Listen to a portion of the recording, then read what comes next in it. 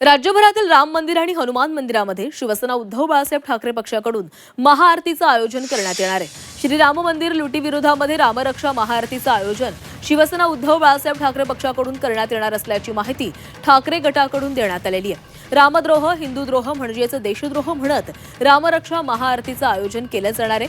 दादर येथील हनुमान मंदिरामध्ये पहिल्या महाआरतीचं आयोजन करण्यात येणार आहे। या महाआरतीसाठी शिवसेना उद्धव बाळासाहेब ठाकरे पक्षाचे प्रमुख उद्धव ठाकरे यांच्यासह आदित्य ठाकरे हे देखील उपस्थित राहतील।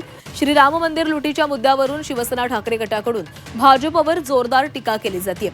अशातच आता राज्यभर ठाकरे गटाकडून महाआरतीचं आयोजन करण्यात येणार आहे। रामद्रोह हिंदूद्रोह म्हणजेच देशद्रोह म्हणत रामरक्षा महाआरतीचं आयोजन केलं जाणार आहे।